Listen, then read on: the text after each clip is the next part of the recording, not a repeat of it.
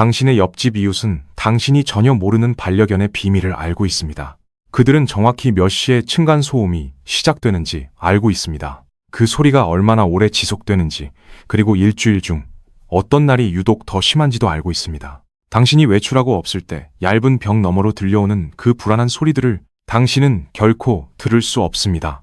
길었던 야근을 마치고 오피스텔 문을 열고 들어설 때 반려견이 꼬리를 흔들며 당신을 반갑게 맞이합니다. 당신은 스스로를 훌륭한 보호자이자 헌신적인 집사라고 위안하며 오늘 하루도 우리 둘 모두에게 평화롭고 완벽한 갓생이었다고 믿고 싶어 합니다. 하지만 현관문 옆에 처참하게 긁힌 벽지나 바닥에 뒹굴고 있는 소파 쿠션은 전혀 다른 진실을 말해줍니다. 대부분의 반려견은 당신이 문을 열고 들어오는 순간 지극히 정상적으로 보입니다. 차분하게 앉아있거나 주인을 보고 조금 흥분한 상태로 마치 혼자 있던 8시간 동안 아무 일도 없었던 것처럼 행동합니다. 강아지의 입장에서는 주인이 돌아왔으니 이제 모든 문제가 해결된 것입니다. 당신은 엉망이 된 집안을 보며 그저 아이가 혼자 있어서 심심했거나 단순히 장난을 치고 싶었을 것이라고 스스로를 합리화합니다. 하지만 행동학 연구자들은 수십 년 동안 대부분의 반려인들이 시도하지 않았던 단순한 실험을 진행해 왔습니다. 그들은 집 안에 카메라를 설치하고 밖으로 나가서 강아지가 혼자 남겨진 시간을 조용히 관찰했습니다. 그리고 그 카메라가 1분 1초마다 포착한 강아지의 행동은 동물 심리학에서 가장 충격적이고 중요한 사실을 밝혀냈습니다. 당신의 강아지는 당신이 집에 없을 때 그저 얌전하게 당신을 그리워하며 기다리고 있는 것이 아닙니다. 당신이 현관문을 닫기도 전부터 강아지의 뇌 속에서는 아주 구체적이고 고통스러운 변화가 이미 시작되고 있었습니다.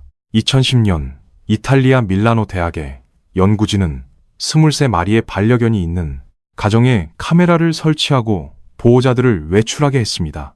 카메라가 기록한 영상은 충격적이었습니다. 보호자가 집을 떠난 지 평균 3분 15초가 지나자 짖거나 낑낑거리는 소리가 시작되었습니다. 그리고 정확히 7분이 경과했을 때 파괴적인 행동이 나타났습니다. 현관문 앞에 놓인 당신의 신발이나 거실의 소파가 찢겨나가기까지 걸리는 시간은 단 7분이었습니다. 하지만 첫 번째 광란의 시간이 지나고 난 뒤의 모습이 훨씬 더 중요합니다. 짖는 소리와 문을 긁는 행동은 점차 줄어들고 집안은 다시 고요해집니다. 만약 당신이 이때 집에 돌아와서 조용한 집안과 아무것도 부서지지 않은 거실을 본다면 강아지가 이제 안정을 찾았다고 착각할 것입니다. 그러나 카메라는 전혀 다른 진실을 보여주었습니다. 짖는 소리가 줄어든 대신 거친 숨소리가 잦아졌고 심박수는 여전히 높게 유지되고 있었습니다. 강아지는 불안함을 표현하는 방식을 하나에서 다른 것으로 바꿨을 뿐입니다. 겉으로는 조용해 보이지만 생리적인 스트레스 반응은 전혀 멈추지 않았던 것입니다. 행동학자들은 이 패턴을 더 오랫동안 관찰하며 이른바 공포의 순환 고리를 발견했습니다. 강아지의 고통은 시간이 지날수록 부드럽게 감소하는 것이 아닙니다. 23분에서 28분 주기로 강아지는 다시 자리에서 일어나 격렬하게 움직이거나 짖기 시작합니다. 한바탕 난리를 피운 후 다시 조용해지고 또다시 발작적인 행동을 보이는 패턴이 끝없이 반복됩니다. 여기서 우리는 생물학적인 원인을 깊이 이해해야 합니다. 거친 숨소리 사이에 찾아오는 일시적인 침묵을 우리는 흔히 평온함으로 오해합니다. 하지만 그것은 뇌와 신체가 극도의 긴장 상태를 견디지 못하고 다음번에 거대한 공포 발작을 준비하기 위해 잠시 에너지를 충전하는 극도의 탈진 상태에 불과합니다. 강아지는 쉬고 있는 것이 아니라 고통의 쳇바퀴 안에서 기절하듯 쓰러져 있는 것입니다. 이제 분리불안이 없는 정상적인 강아지들의 카메라 영상과 비교해 보겠습니다.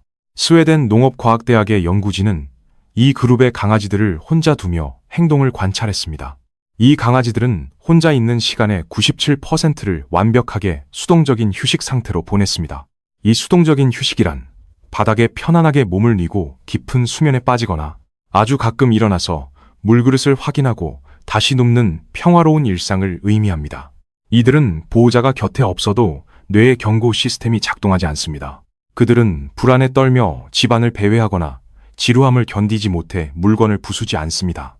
그저 안전한 공간에서 보호자가 돌아올 때까지 스스로를 회복하며 조용히 기다릴 뿐입니다. 당신의 강아지가 매일 겪는 지옥 같은 시간과 완벽하게 대비되는 평온한 모습입니다. 우리가 문을 나서기 전에 일어나는 일들에 대해 먼저 이야기해 보겠습니다. 1980년대 수의 행동학자인 보첼과 보이는 분리불안을 겪는 반려견들이 보호자가 아직 집안에 있을 때부터 이미 측정 가능한 스트레스 반응을 보이기 시작한다는 사실을 기록했습니다. 바쁜 아침 출근 준비를 하는 한국 직장인들의 일상을 떠올려 보십시오. 허둥지둥 두꺼운 롱패딩을 챙겨 입고 현관에서 구두를 신은 뒤 교통카드를 챙겨 나가는 그 익숙한 과정 말입니다. 당신의 강아지는 이 모든 아침의 의식들을 역순으로 해독해냈습니다. 롱패딩을 입고 교통카드를 챙기는 행동은 당신이 곧 사라질 것이라는 완벽한 신호가 됩니다. 수백 번 반복된 이 행동들은 강아지에게 이제 곧 나 혼자 남겨질 것이라는 거대한 공포의 시작을 알리는 알람입니다. 당신이 현관문 손잡이를 잡기도 전에 강아지는 이미 거친 숨을 몰아쉬며 집안을 서성이고 있습니다. 이 시점에서 우리는 과거의 잘못된 조언들을 바로잡아야 합니다. 오랫동안 많은 훈련사들은 외출 신호에 둔감해지도록 무작위로 열쇠를 집어들거나 신발을 신었다가 다시 벗는 행동을 반복하라고 조언했습니다. 하지만 2014년 바르셀로나 자치대학의 연구진은 이런 무작위적인 행동이 오히려 일부 강아지들의 공포심을 더욱 증폭시킨다는 사실을 밝혀냈습니다. 강아지는 당신의 신발이나 교통카드를 무서워하는 것이 아닙니다. 그들은 당신이 문을 나서면 다시 돌아오지 않을지도 모른다는 그 끔찍한 불확실성을 두려워하는 것입니다. 영국 왕립수의학대학은 제너레이션 핌이라는 장기 연구를 통해 145마리의 강아지를 추적 관찰했습니다. 사람들은 보통 현관에서 길게 안아주며 작별 인사를 하는 것이 분리불안을 만든다고 생각하지만 연구 결과는 달랐습니다. 애틋한 작별 인사는 문제의 원인이 아니었습니다. 진짜 문제는 당신이 퇴근하고 돌아왔을 때 발생합니다.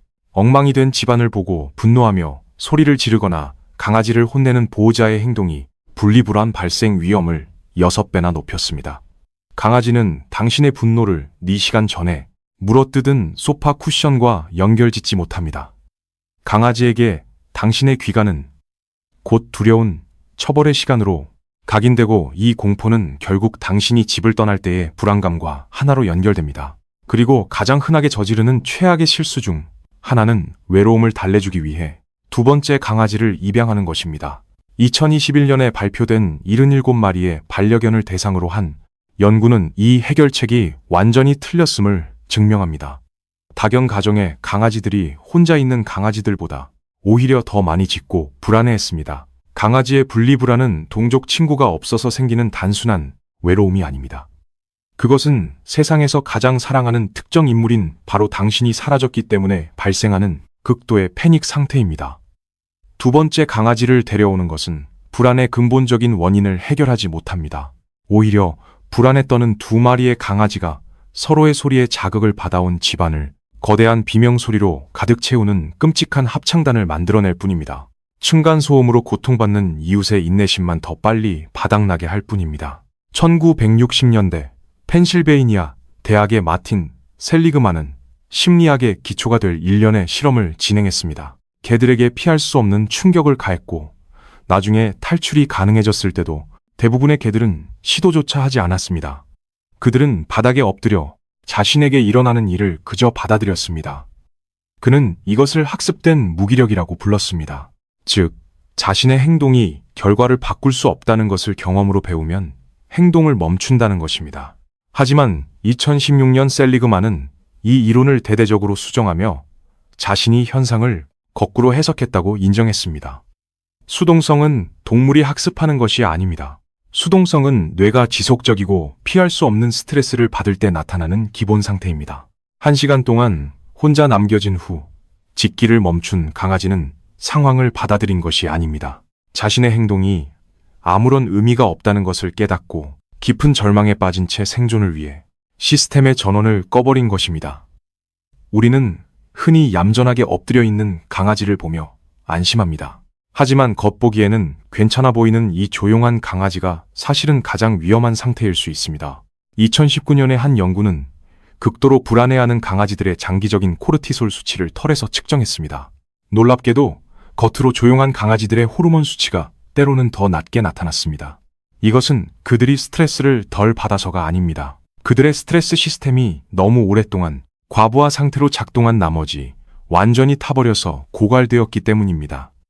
강아지의 뇌는 살기 위해 스스로 감각을 마비시키는 끔찍한 방어 기제를 선택한 것입니다. 여기서 수의학계 밖에서는 거의 언급되지 않지만 한국의 직장인들이 반드시 알아야 할 중요한 사실이 있습니다. 2019년 스웨덴 린셰핑 대학의 연구진은 58쌍의 반려견과 보호자를 대상으로 몇 달 동안 축적된 장기적인 코르티솔 수치를 측정했습니다. 결과는 놀라울 정도로 완벽하게 동기화되어 있었습니다. 스트레스를 받은 보호자 곁에는 스트레스를 받은 강아지가 있었고 평온한 보호자 곁에는 평온한 강아지가 있었습니다. 더 중요한 것은 방향성입니다. 보호자의 스트레스가 강아지에게 전이되는 것이지 그 반대가 아니었습니다. 이것은 매일 야근과 업무 스트레스에 시달리는 한국 직장인들의 번아웃 증후군과 정확히 일치합니다. 지치고 힘든 몸을 이끌고 퇴근할 때 당신이 뿜어내는 그 무거운 스트레스 호르몬은 좁은 오피스텔 공간 전체로 스며듭니다. 만성적인 스트레스에 시달리는 강아지는 당신이 출근할 때 영의 상태에서 분리불안을 시작하는 것이 아닙니다. 이미 완전히 마이너스인 상태에서 끔찍한 8시간의 고립을 시작하는 것입니다. 분리불안을 해결하기 위한 반려동물 산업의 규모는 엄청납니다. 페로몬 디퓨저, 심리 안정 보조제, 백색 소음기 등 대부분의 보호자들이 지푸라기라도 잡는 심정으로 시도해 보았을 것입니다. 하지만 엄격한 임상 시험 결과들은 하나같이 실망스럽습니다. 혼자 있는 강아지를 위해 텔레비전을 켜두는 것은 침묵과 비교했을 때 아무런 측정 가능한 효과가 없었습니다. 특히 보호자들이 가장 흔하게 사용하는 퍼즐 장난감이나 간식 장난감은 상황을 훨씬 더 악화시킬 수 있습니다. 장난감에서 간식을 빼먹는 아주 짧은 시간 동안만 뇌의 관심을 다른 곳으로 돌릴 뿐입니다. 간식이 모두 떨어지는 순간 강아지는 당신이 사라졌다는 끔찍한 현실을 갑작스럽게 깨닫게 됩니다. 이것은 마치 잔인한 기습과 같아서 점진적으로 이별을 받아들이는 것보다 강아지에게 훨씬 더 거대한 심리적 충격을 안겨줍니다. 가장 확실하고 과학적인 증거를 가진 유일한 해결책은 점진적 노출입니다. 현관문을 나서서 5분을 버티며 행운을 비는 방식이 아닙니다. 단 몇 초 단위부터 아주 미세하게 시작해야 합니다. 현관문 밖으로 나가서 30초 동안 가만히 서 있다가 다시 들어오는 과정을 반복하십시오. 문손잡이를 만지고 다시 돌아오기를 반복하십시오. 이것은 앉아나 기다려 같은 단순한 복종 훈련이 아닙니다. 이것은 강아지의 망가진 신경계를 바닥부터 다시 연결하는 거대한 뇌재건 작업입니다. 당신이 나갔다가 반드시 다시 돌아온다는 사실을 강아지의 생존 시스템이 업데이트할 수 있도록 수없이 반복해야 합니다. 일관된 노력을 통해 강아지가 40분의 부재를 공포 없이 견딜 수 있는 임계점에 도달하면 네 시간이나 8시간으로 늘어나는 것은 놀라울 정도로 빠르게 진행됩니다.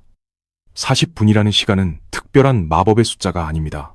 단지 강아지의 내면 예측 시스템이 마침내 새로운 긍정적 데이터를 수용하고 변화하기 시작하는 시점일 뿐입니다. 증상이 심각하여 뇌가 스스로 학습할 수 없는 상태라면 수의학적 개입이 반드시 필요합니다.